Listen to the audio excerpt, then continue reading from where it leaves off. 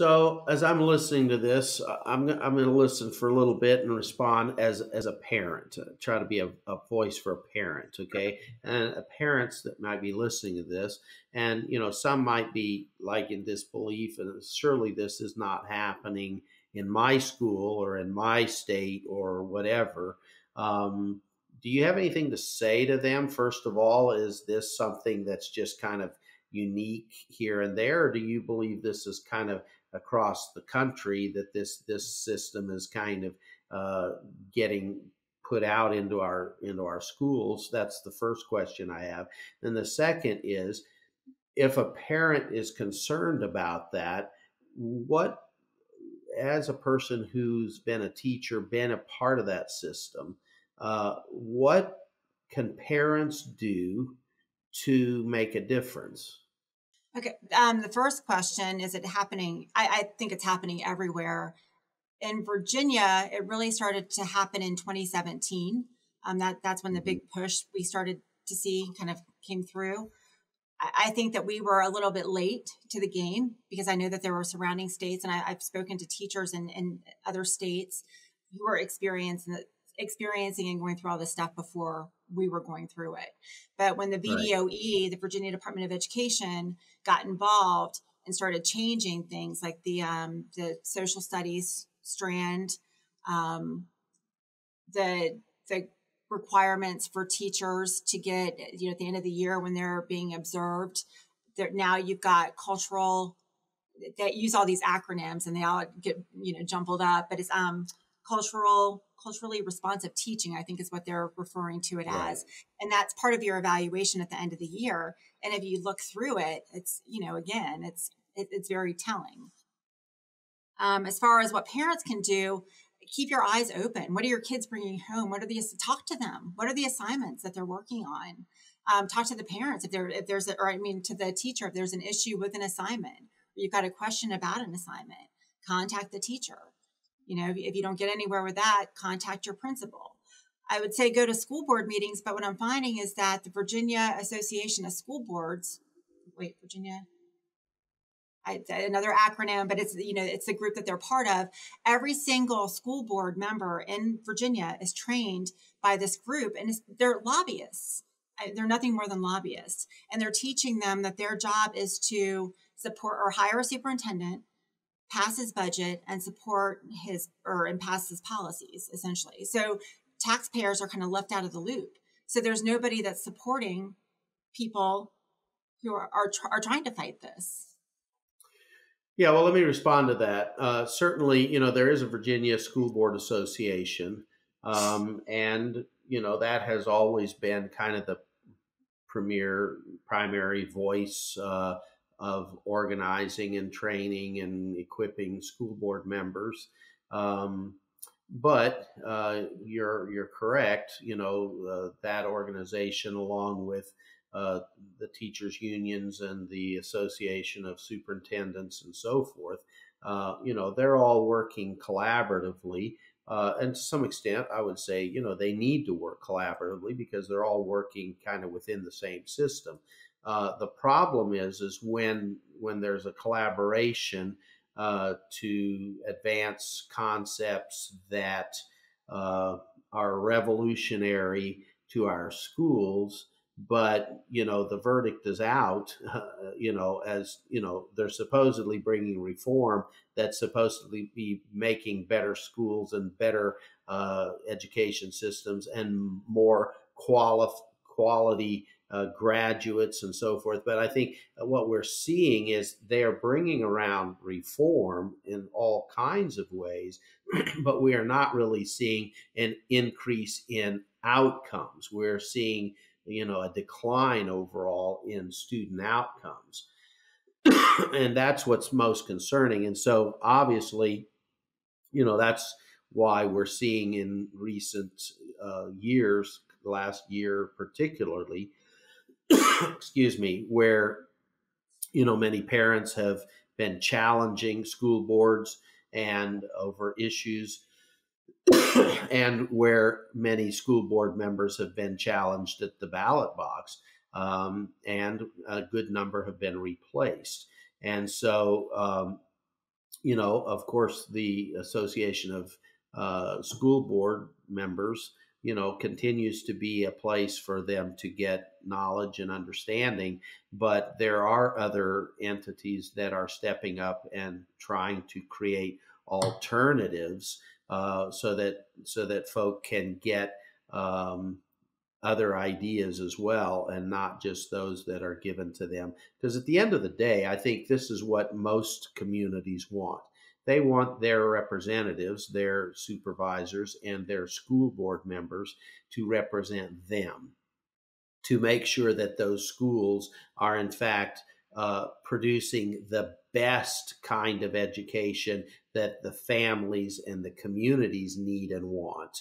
And, and so actually, no, Webster Educational Foundation had a education summit for school board members, particularly newly elected school board members. We had that not long ago, and we intend to do more of those, not only here but across the country, to help to resource them. Not, because there are many, many issues that are involved in giving guidance and leadership to a school. And we are not in need of woke concepts. What we are in need of is for our leaders to get back to the business of really providing quality education with accountability to our students, so that when students graduate, they have skills necessary not only to go into higher learning, but also so that they can take on quality jobs and get employment and actually become a productive part of the local workforce. That's what communities want. That's what people need in order to become established as an individual, and start their own livelihoods, and become an independent, productive citizen. So there are things. Yes, you're right that there are. That association is the predominant voice and focus into most school board members and meetings. But there are some things that are taking place to help give some alternatives for school board members to consider, and they should. That's great. It's definitely much needed. I'll also add that in 2017, in the video that I shared earlier, the superintendent references that when he went to his leadership training in the summer, which is through VAS, the Superintendent Association, that's when this conversation started. So what I'm inferring from his remarks at that convocation is when that VAS presented this to all the superintendents in Virginia in 2017. And that's why we started to see that push into our schools at that time. Sure. Well, here's the thing that's sad to me. This is not about education. This is about political ideology. And, sadly, our schools are becoming just another place where politics is playing out. And it ought not be. I don't think any parent out there wants our school. We don't want our schools, teaching our kids, while they should know about morals and ethics and concepts of faith and all that kind of stuff. That's an important part of our society, part of our communities, part of our lives. We need those schools to be giving support and credence to the things that our communities uphold. We don't want them teaching religion unless it is a religious school, but our public schools, we're not wanting them to be disciples for religious entities. But at the same time, we don't want them to be making disciples politically either. And we've been seeing that for years. And so there's a very strong agenda that's been going on in our school system and systems across the country. And we've got to get that stuff out of our systems, out of our that's another schools. thing that I'll add. That's another thing that I saw with Sure. with equity. The end goal is for them to become essentially social justice warriors. Yeah. So prior to 2018, I had never seen a student protest during the instructional day. In 2018, our superintendent actually helped organize a student protest, a walkout. So that was brand new. I mean, before that had never happened before. If anybody had done that, they would have been reprimanded. You know, there would have been consequences. Sure. That following year in 2019, he took 200 teachers to Richmond to protest, and that was all part of the VEA situation, that Read for Ed. But we paid for subs. You know, again, it was during the instructional day, not in their own time. So it's one thing if you want to do that on your own time, and that's, you know, you can do what you want to do. But to take that money, it's taxpayer money that they're sending them down there with on buses. We're paying for that. Yeah. So I saw this shift to activism taking place during the instructional day that didn't happen before. So that was another change that I've noticed recently. What other things are you seeing? Well, I left last year, but what I'm hearing now is, and in fact, I just did a video on this. There's something called PBIS, another acronym. Are you familiar with it? Go It's ahead, Positive tell us. Behavior Intervention Strategy. So basically, they're rewarding kids for, if a teacher is in a classroom and, you know, you've got kids that are typically disruptive, the teacher will say, okay, if I can get through this lesson without you guys, you know, cursing, I'll give you the last 10 minutes to do whatever you want. So it's a reward-based system rather than a punishment-based system. So rather than punishing those kids that are using the disruptive language or bad, you know, she's dangling this carrot to reward everybody if they kind of do what they're supposed to be doing, essentially. So what's happening now is that there are all kinds of discipline problems happening in the school systems because there are no consequences for the actions. And so I started to kind of do a deep dive into the PBIS. And again, it all goes back into CRT. It's just one more element of CRT. So that's a big one. There are a lot of, seeing fight videos every day, pretty much in schools. And I think that's a big part of the problem. So you said that you left last year, and you're aware of a number of, okay, so your system has been short 50 teachers this year, and you're aware that additional teachers are leaving the system. Did I hear you say that? Yes. Yeah, 31 already put in their resignations in February, which is extremely high for that time of year. Normally when people leave, it's March, April, May. You know, that's when they start to resign or put in their resignations. So, yeah. So are these folk is this what natural attrition, people retiring and that type of thing? Or is it just people said, I've had enough, I'm going to go do something else? People, for the most part, it's people who have had enough and are going to go do something else. Now, a lot of people are attributing it to the behavior issues that are happening in the schools. So there are teachers that are getting frustrated with that, you know, that the lack of consequences and the behavior is just getting worse. Yeah, it's sad because I hear that all the time from, I meet people all the time who have just recently quit,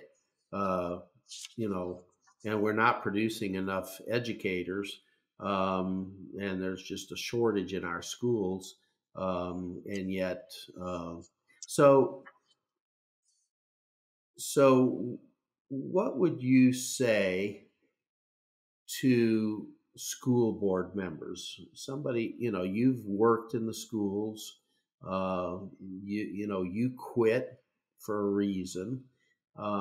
So if there are school board members who are listening, it doesn't matter if they're from Virginia or from some other state, as a teacher, are you're a parent? Do you have children in school?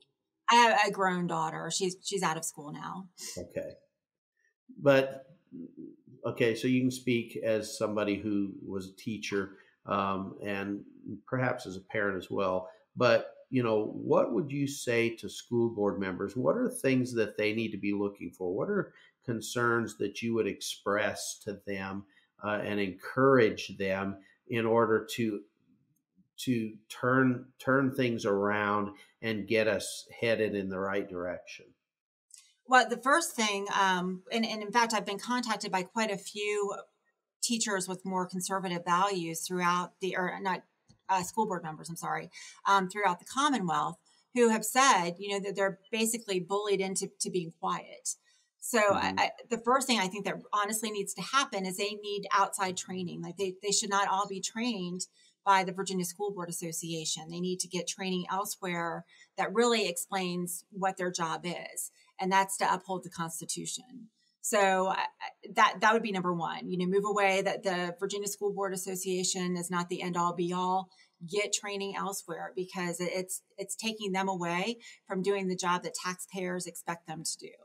So that would be the main thing. And two, let people know what's going on in your schools. For so long, things have just kind of flown under the radar because people that are in these elected positions, they don't, once they get into those spots, there's no communication. There's no two-way conversation with their constituents.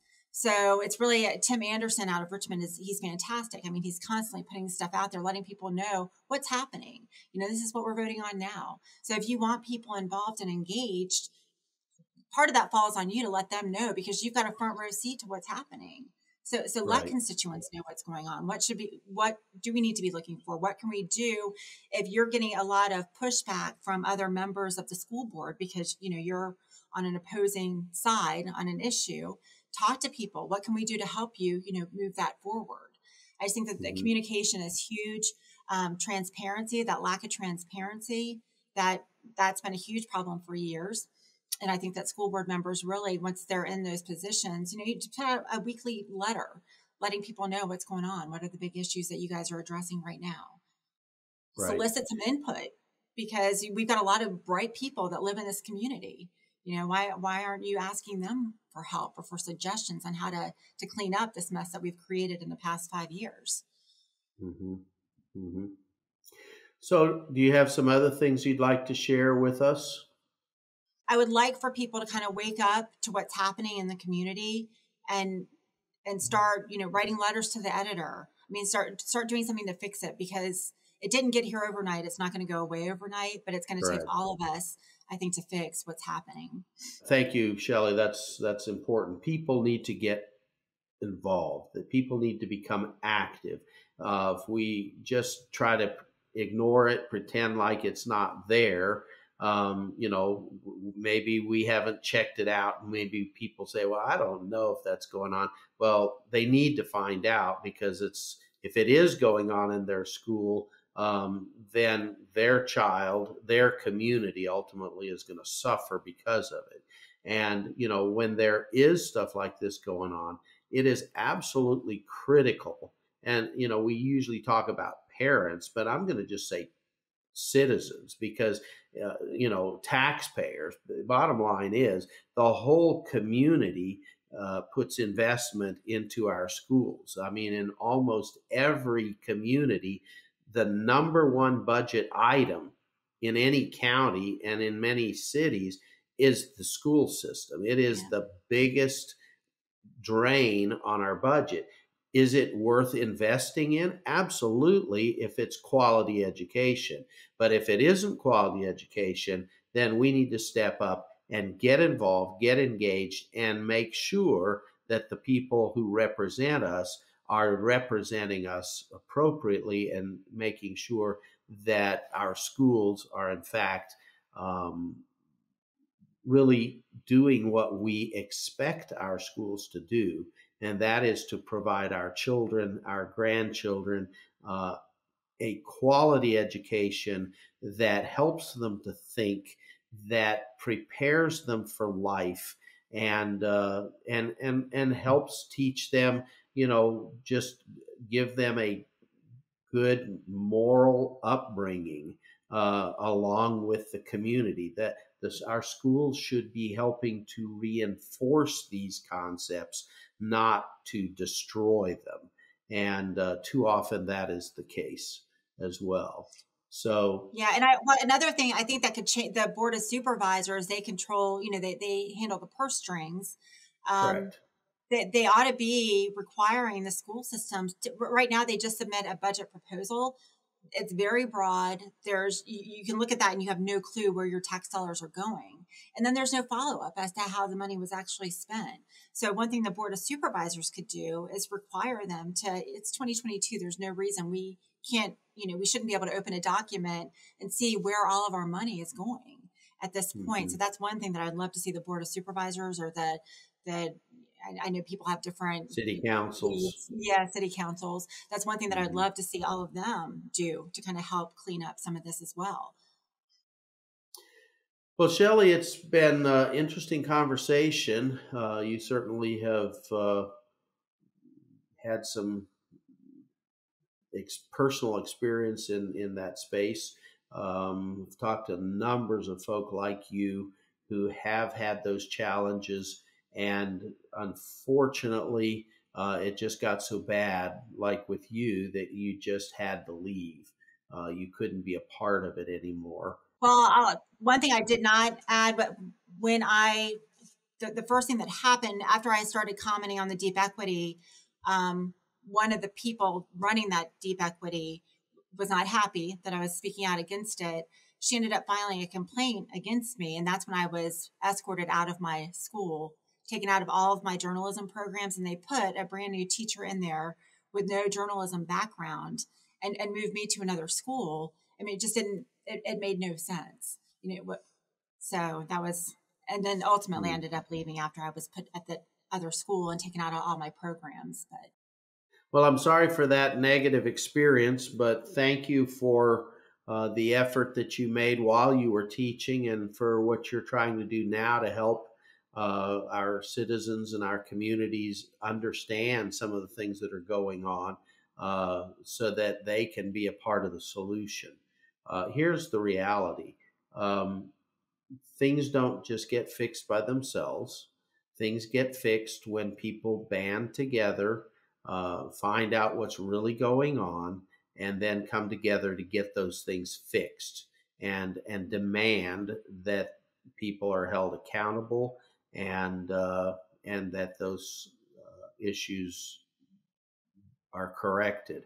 And that's what, as Webster Educational Foundation, one of our purposes is to inform citizens so that they have good knowledge.